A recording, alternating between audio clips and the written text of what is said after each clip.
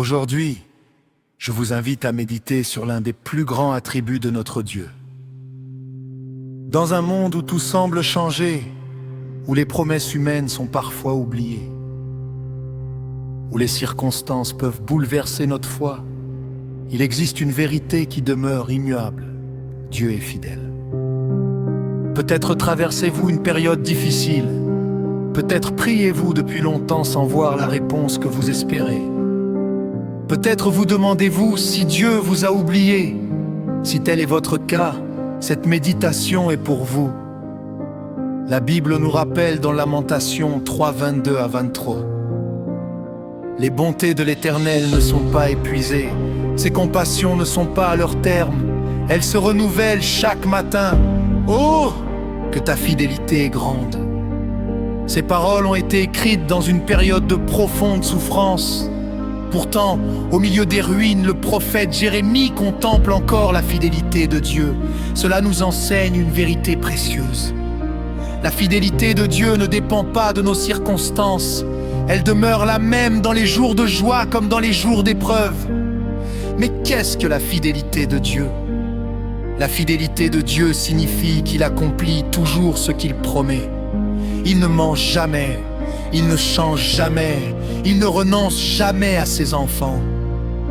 Les hommes changent, les saisons changent, les situations changent, mais Dieu reste le même, hier, aujourd'hui et éternellement. Pensons à Abraham. Lorsque Dieu lui promit un fils, Abraham avait déjà un âge avancé, les années passaient, et rien ne semblait arriver. L'attente devenait de plus en plus longue humainement parlant. Cette promesse semblait impossible. Pourtant, Dieu n'avait pas oublié. Au moment fixé, Sarah donne naissance à Isaac. Cette histoire nous rappelle que le calendrier de Dieu n'est pas celui des hommes. Ce qui paraît tardif à nos yeux est toujours parfait selon sa volonté. Peut-être attendez-vous une guérison, peut-être un emploi, peut-être la restauration de votre famille, peut-être une réponse à une prière ancienne. N'abandonnez pas le Dieu qui a tenu sa promesse envers Abraham est toujours le même aujourd'hui. Regardons maintenant Joseph. Dieu lui avait montré dans sa jeunesse qu'il accomplirait une grande destinée. Pourtant, sa vie prit un chemin inattendu. Il fut fendu par ses propres frères. Il fut accusé injustement. Il fut emprisonné. Il fut oublié par ceux qui l'avaient aidé. À plusieurs reprises, tout semblait indiquer que les promesses de Dieu avaient échoué.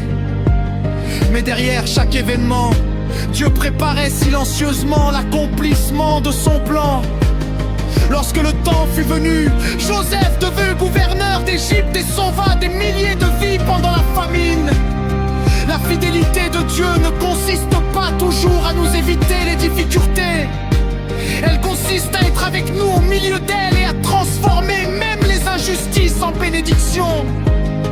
Peut-être que vous ne comprenez pas ce que Dieu fait dans votre vie aujourd'hui. Mais un jour, vous regarderez en arrière et vous verrez que sa main était présente à chaque étape. Pensons aussi au peuple d'Israël. Pendant 40 ans dans le désert, Dieu ne les abandonna jamais. Chaque matin, la manne tombait du ciel. Leurs vêtements ne s'usèrent pas, leurs chaussures résistèrent au temps. Une colonne de nuée les guidait le jour. Une colonne de feu les éclairait la nuit. Même lorsqu'ils murmuraient, même lorsqu'ils doutaient, Dieu continuait de leur manifester sa patience. Cela ne signifie pas que Dieu approuve le péché, mais cela révèle que sa fidélité est plus grande que notre faiblesse. Nous retrouvons cette même fidélité dans la vie du roi David. David connut les victoires, mais aussi les épreuves. Il affronta Goliath. Il fut poursuivi par le roi Saül. Il vécut dans des cavernes. Il connut des moments de solitude. Pourtant, il pouvait déclarer avec assurance: l'Éternel est mon berger, je ne manquerai de rien. Pourquoi? parce qu'il avait appris que la fidélité de Dieu ne dépend pas de la facilité du chemin, mais de la présence constante du berger. Et que dire de Daniel, jeté dans la fosse aux lions pour avoir choisi de rester fidèle à Dieu. Les lions étaient réels, le danger était réel, mais Dieu était encore plus réel. Au matin, Daniel sortit vivant. Le Dieu fidèle avait fermé la gueule des lions. Cette histoire nous rappelle que lorsque nous restons fidèles à Dieu, il demeure fidèle envers nous. Pensons également aux 3 jeunes Hébreux. Ils refusèrent d'adorer la statue du roi. Ils furent jetés dans une fournaise hors pâte. Dieu ne les empêcha pas d'entrer dans le feu, mais il entra dans le feu avec eux. Voilà toute la beauté de la fidélité divine. Parfois Dieu nous délivre de l'épreuve, parfois il nous accompagne à travers elle. Dans les 2 cas, il reste fidèle.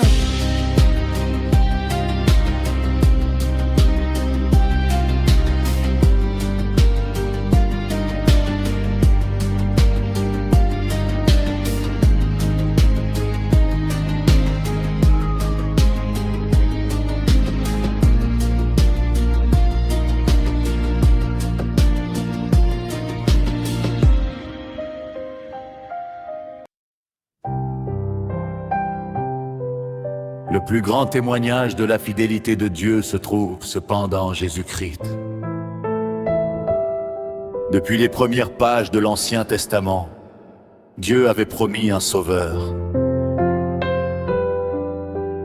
Des siècles passèrent, les royaumes se succédèrent, les prophètes moururent, le silence sembla durer longtemps. Mais lorsque le temps fut accompli, Jésus naquit. À la croix, il porta nos péchés. Il mourut. Il fut enseveli. Le 3e jour, il ressuscita. Dieu avait accompli sa plus grande promesse. Cette fidélité continue aujourd'hui. Jésus est toujours vivant. Il écoute nos prières, il intercède pour nous, il ne nous abandonnera jamais. Peut-être avez-vous connu des déceptions, des promesses non tenues, des trahisons, des abandons. Mais Dieu n'est pas un homme pour mentir. Ce qu'il a promis, il l'accomplira. Même lorsque notre foi est faible, sa fidélité demeure intacte. Même lorsque nous tombons, il nous relève. Même lorsque nous ne comprenons pas son silence, il continue d'agir. Parfois, Dieu travaille dans l'invisible, comme une graine qui pousse sous la terre avant d'apparaître à la surface. Son œuvre avance souvent sans que nous la voyions. Ne jugez pas la fidélité de Dieu à partir de ce que vos yeux voient aujourd'hui. Appuyez-vous plutôt sur sa parole. Elle demeure éternelle. Aujourd'hui, prenez un moment pour vous rappeler toutes les fois où Dieu vous a secouru. Les portes qu'il a ouvertes, les prières qu'il a exaucées, les dangers dont il vous a préservé. Les bénédictions que vous considérez peut-être maintenant comme normales. Chaque souffle est une preuve de sa fidélité. Chaque nouveau matin est un cadeau. Chaque nouvelle occasion de le servir est une grâce. Si vous traversez actuellement une saison difficile, gardez cette vérité dans votre cœur. Dieu n'est jamais en retard. Il n'est jamais surpris. Il ne perd jamais le contrôle et il n'oublie jamais ses enfants. Continuez à prier. Continuez à croire. Continuez à espérer. Car celui qui a commencé une bonne œuvre en vous la rendra parfaite. Avant de terminer cette méditation, prenons un instant pour prier. Père Céleste, merci parce que tu es fidèle. Merci parce que ton amour ne change jamais. Merci parce que tes promesses sont certaines. Lorsque nous sommes découragés, rappelle-nous que tu es toujours avec nous. Lorsque nous doutons, fortifie notre foi. Lorsque nous attendons, donne-nous la patience. Aide-nous à garder les yeux fixés sur Jésus plutôt que sur les circonstances. Que notre vie entière témoigne de ta fidélité.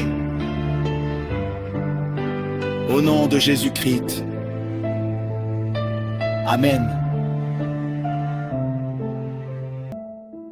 Si ce message vous a encouragé, partagez-le avec une personne qui traverse peut-être une période difficile. N'oubliez pas que la fidélité de Dieu n'appartient pas seulement au passé. Elle vous accompagne aujourd'hui. Elle vous soutiendra demain. Et elle vous conduira jusqu'à l'accomplissement de toutes ses promesses. Que le Seigneur vous bénisse abondamment. Et à très bientôt pour une nouvelle méditation de la parole de Dieu.